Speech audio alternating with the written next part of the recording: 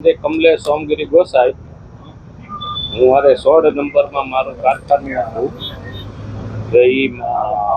મેં બાંધકામ plan pass કર્યા વગર બનાવેલું, પણ ત્યાં 2 માળનું બાંધકામ કરેલું. જે તે વખતે ત્યાંના કોર્પોરેટરશ્રીઓને એને બધાને કહીને કે પછી પ્લાન તમારો પાસ થઈ જશે, રેગ્યુલાઇઝ થઈ જશે, કે એ પ્રમાણે કર્યું. વહીવટ કર્યો તો એ બધાએ સાથે.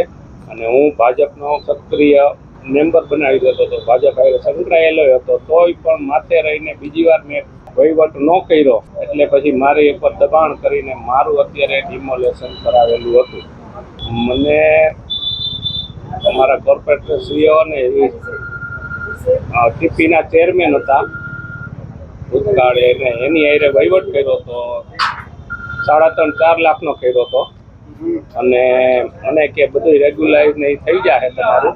અને હમણાં જ્યારે ડિમોલેશનને આગલે દિવસે સોમવારે મને કે મારે નૈનાબેન સાથે વાત થઈ ગઈ છે, પુષ્કરભાઈ આપણા સ્ટેન્ડિંગ કમિટીના ચેરમેન આવી વાત થઈ ગઈ છે કે તમારું કાંઈ થશે નહીં, થઈ ગઈ એ વાત ને તમે મૂંઝાવમાં. બીજી વાર આપણે વહીવટ ન કર્યો એટલે આ બધું માથે રહીને થયું.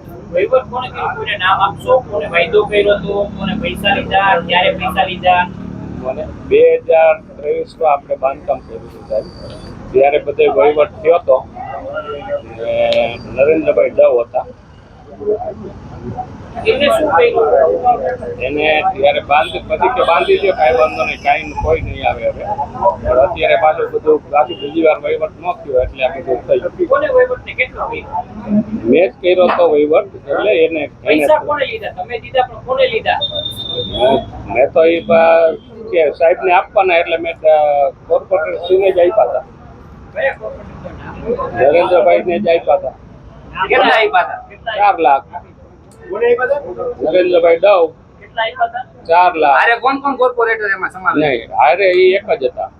એ અમારા વોર્ડ એ કે ઉપર સાહેબને દેવાના, કવરમાં આપજો. ક્યાં સાહેબનું નામ દીધું? સાહેબનું નામ નતું આપ્યું.